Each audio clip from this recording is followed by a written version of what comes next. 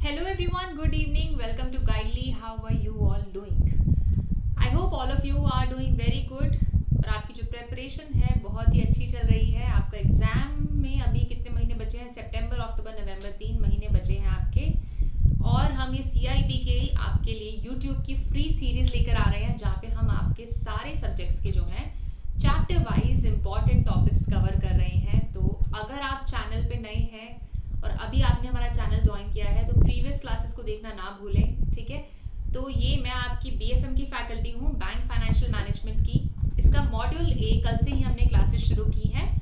So module A है आपका international banking. उसका जो चैप्टर नंबर 1 है वो हमने शुरू किया है. उसका पार्ट 2 आज हम कर रहे हैं जिसमें हम देखने वाले हैं ready, spot, Tom and forward rates क्या होते हैं. ठीक है, अगर कल की क्लास आपने बाई चांस मिस कर दी है तो उसे जाके प्लेलिस्ट में ज़रूर देख लें क्योंकि सारी चीज़ें जो है रिलेटेड है. और BFM जो आपका चैप्टर है थोड़ा सा आप लोगों के लिए नया हो सकता है, ठीक है. हो सकता है बहुत सारे लोगों ने जो है फॉरेक्स वगैरह में काम ना किया हो. इसमें इंटरनेशनल बैंकिंग पे जो है आपका ये फर्स्ट मॉड्यूल बेस्ड है. So I would request all of you to attend the classes regularly and be present at the classes. Okay. This is my brief introduction for the people who are new to our channel. My name is Shikha. I am a graduate from Shri Ram College of Commerce. I am also an ex-banker like you guys. 5 साल मैंने public sector bank में काम किया है, JIB CIB certify किया है and now I am here to teach you BFM for CAIIB. Exchange rate mechanisms की हम बात करने वाले हैं. इससे पहले कल की क्लास में हमने जो थोड़ा सा पढ़ा था उसको रिवाइज कर लेते हैं ब्रीफली. कल हमने क्या पढ़ा था? कल हमने पढ़ा था कि फॉरेक्स किसको कहते हैं. What do we mean by forex? Foreign exchange का ही जो है शॉर्ट फॉर्म है फॉरेक्स है, या फिर उसको हम FX भी कहते हैं. फॉरेन एक्सचेंज हम किसको कहते हैं? कोई भी कंट्री है उसके लिए कोई फॉरेन करेंसी है उसको हम फॉरेक्स कहते हैं. जैसे इंडिया के लिए USD फॉरेक्स है और US के लिए INR फॉरेक्स है. उससे रिलेटेड आपके जितने भी डिपॉजिट्स हैं, क्रेडिट्स हैं, पेबल्स हैं, all of them constitute forex. Forex की रिक्वायरमेंट हमें क्यों होती है? World import export, shopping, travel, tourism, सारी चीज़ों को मिला के हमारे जो नेशंस हैं अब जो है एक ही जोग्राफी से रिस्ट्रिक्टेड नहीं है, बहुत सारी जोग्राफी से हम अपनी डिफरेंट नीड्स फुलफिल करते हैं. That is why there is a need for forex. उसके अलावा हमने देखा था फॉरेक्स मार्केट क्या होता है, जहाँ पे सारी ट्रांजैक्शंस होती हैं फॉरेन एक्सचेंज से रिलेटेड, राइट. उसके मेन पार्टिसिपेंट्स कौन हैं? आपके सेंट्रल बैंक्स हैं, कमर्शियल बैंक्स हैं, इन्वेस्टमेंट बैंक्स हैं, इंडिविजुअल्स हैं और कॉरपोरेशंस हैं, ठीक है. And then we also understood कि एक्सचेंज रेट क्या होता है. अगर आपको किसी और करेंसी में पेमेंट करनी है तो आपको वो करेंसी लेनी पड़ेगी. अब उस करेंसी को आप कौन से रेट पे लेते हो, किस वैल्यू पे, प्राइस पे, रेशियो पे लेते हो, उसको हम क्या कहते हैं? एक्सचेंज रेट कहते हैं. A rate at which one currency can be exchanged for another currency is called as exchange rate. ठीक है, ये सारी चीज़ें जो है हमने कल की क्लास में देख ली थी. अब नेक्स्ट हमारे कुछ चीज़ें हैं जो हम पढ़ने वाले हैं एक्सचेंज रेट मैकेनिज्म से रिलेटेड, ठीक है. अभी जो हम चीज़ें पढ़ रहे हैं मैं आप लोगों को बता देना चाहती हूँ, ये जो आपका फर्स्ट चैप्टर है ये बहुत ज़्यादा इंपॉर्टेंट है. इससे आपके न्यूमेरिकल्स आते हैं, उसकी भी एक क्लास हम आपके लिए लेके आएंगे. You don't have to worry about that.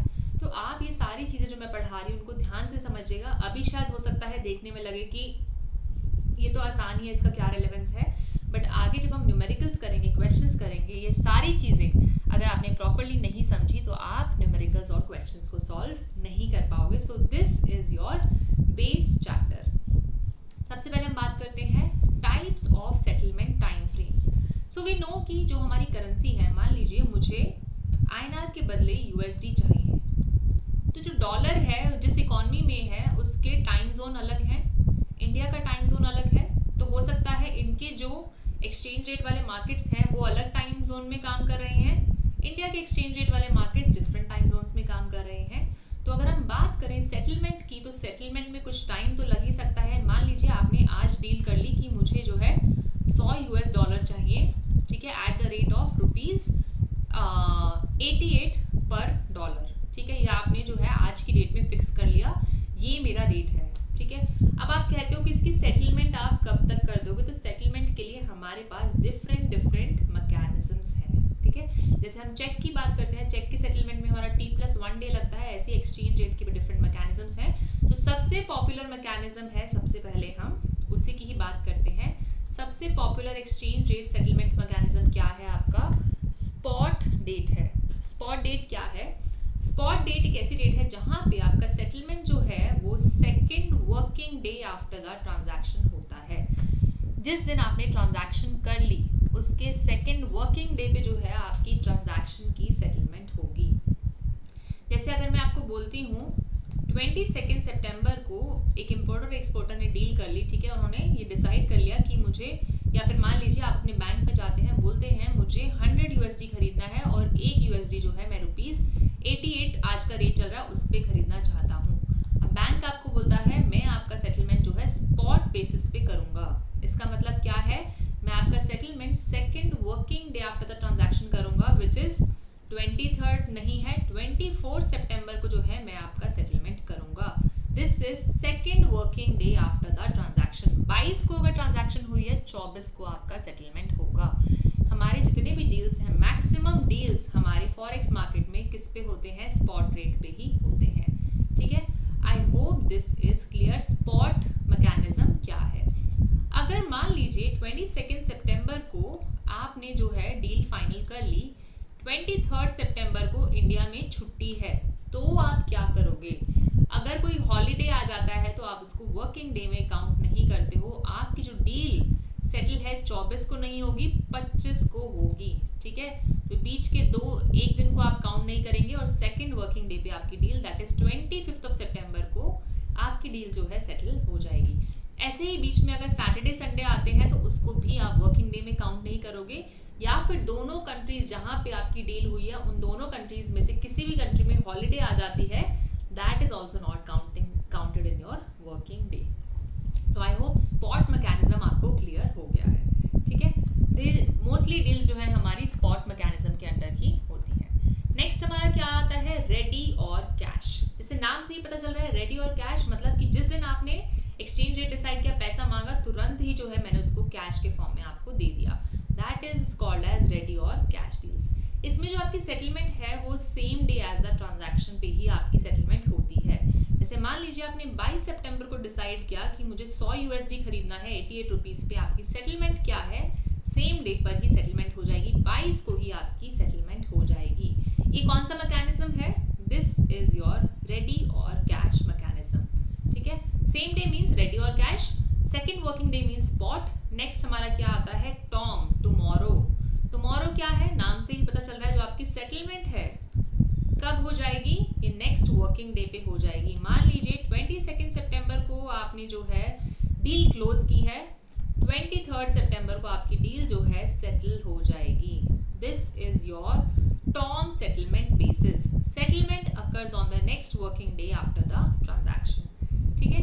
I hope this is clear. ये जो आपका रूल है जो मैंने बताया था कि बीच में कोई हॉलीडे आ गई या फिर सैटरडे संडे आ गया तो वो वर्किंग डे आपका काउंट नहीं होगा। That applies to all of these, ready और cash, spot and tom rate, ये सब पे आपका अप्लाई होता है। लास्ट आपका क्या है? Forward rate. फॉरवर्ड मैकेनिज्म क्या होता है? कोई भी ट्रांजैक्शन जिसका सेटलमेंट आपका स्पॉट डेट के बाद हो रहा है, स्पॉट डेट के एक दिन बाद हो, 2 दिन बाद हो या 1 महीने बाद हो, that is your forward date. मैं आपको एग्जांपल के थ्रू बताती हूँ। मान लीजिए 22 सितंबर को आपकी जो है डील क्लोज हो गई, ठीक है। उसकी सेटलमेंट अगर 22 को ही हो गई same day, that is your cash और रेडी सेटलमेंट। 23 सितंबर को मान लीजिए आपकी डील जो है सेटल हो जाती है, that is your Tom settlement. 24 सितंबर को आपकी डील सेटल होती है, that is your spot settlement.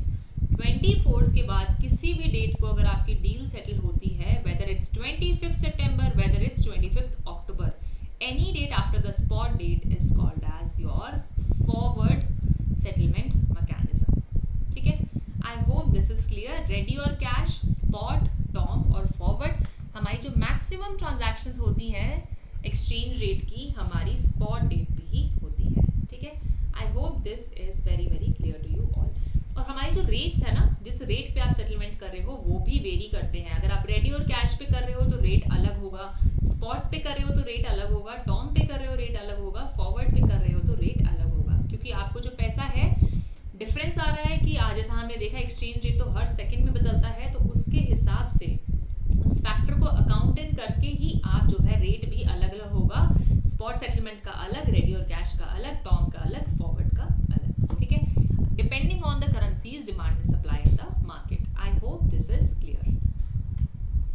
Next क्या है, forward rates, premium and discount.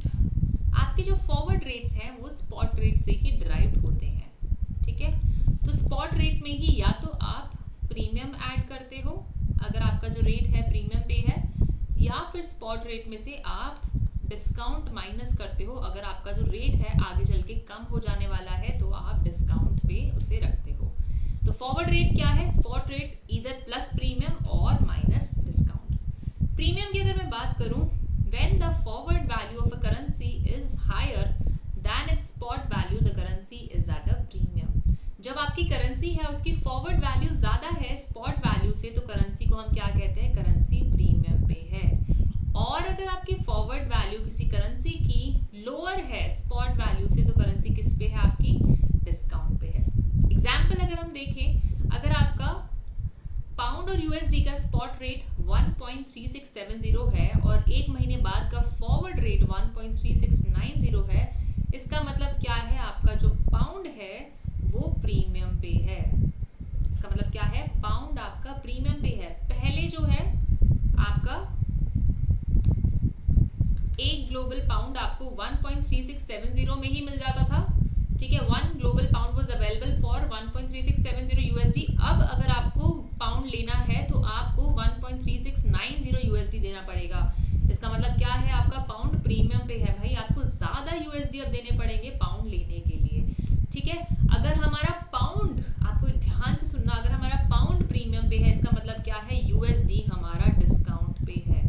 जो करेंसी प्रीमियम पे है उसकी ऑपोजिट वाली करेंसी डिस्काउंट पे होती है। I hope this is clear. इन चीज़ों का आपको ध्यान रखना है, कैसे आइडेंटिफाई करना है कि कौन सी करेंसी प्रीमियम पे है और कौन सी करेंसी डिस्काउंट पे है। This is very very important, ठीक है। और जब आप लिख रहे हो जीबीपी बाय यूएसडी, इसका मतलब क्या है, 1 जीबीपी का वैल्यू यूएसडी के फॉर्म में कितना है, 1.3670 है, इसका मतलब क्या है, 1 GBP is equal to 1.3670 USD, ठीक है। So I hope this is clear to you all. Discount क्या है, जब किसी करेंसी की फॉरवर्ड वैल्यू लोअर है स्पॉट वैल्यू से, तो करेंसी जो है डिस्काउंट पे है, ठीक है। तो अगर यहाँ पे 1.3670 है पहले वैल्यू, फिर 1.3640 हो गई है, तो जो है आपका पाउंड जो है डिस्काउंट पे है, और जो आपका यहाँ पे डॉलर है वो किस पे हो जाएगा, आपका प्रीमियम पे हो जाएगा, ठीक है। I hope these are clear. Premium और डिस्काउंट आपका क्या है। नेक्स्ट आपका आता है डायरेक्ट वर्सेस इनडायरेक्ट कोट। अब हमने देख लिया एक्सचेंज रेट्स क्या होता है, अब हम एक्सचेंज रेट्स को कोट कैसे करते हैं, ठीक है। How do we quote an exchange rate, quote कैसे करते हैं। तो हमारी कोटेशन, अगर आपसे कोई पूछता है कि अरे यार डॉलर का अभी क्या रेट चल रहा है, आप क्या बोलते हो कि जो एक यूएस डॉलर है ना अब कितना हो गया है, 88 रुपीज हो गया है, आप ऐसा कुछ ही बोलते हो। अगर आपने कभी ध्यान से सोचा हो, हम कभी ये क्यों नहीं बोलते कि 1 rupee is equal to let's say 1.2 dollars, let's say 1 rupee is equal to 0.10 dollar, हम ऐसा क्यों नहीं बोलते, why do we never say this. हम इसी फॉर्म में बोलते हैं। यहाँ पे आपका क्या होता है, जो आपका डॉलर है, जो आपका फॉरेन करेंसी है वो फिक्स्ड रहता है और रुपी वेरिएबल रहता है। अगर हम इस तरीके से एक्सचेंज रेट को कोट करते हैं तो उसको हम क्या कहते हैं, डायरेक्ट कोट। ये आपको ध्यान रखना है। इंडिया में जब भी हम कोट्स लेते हैं वो डायरेक्ट कोट ही होती है। लोकल करेंसी रिमेन्स वेरिएबल और फॉरेन करेंसी जो है फिक्स कर देते हैं। जैसे यूएसडी फिक्स है और हमारी जो लोकल करेंसी है वो वेरिएबल रहती है।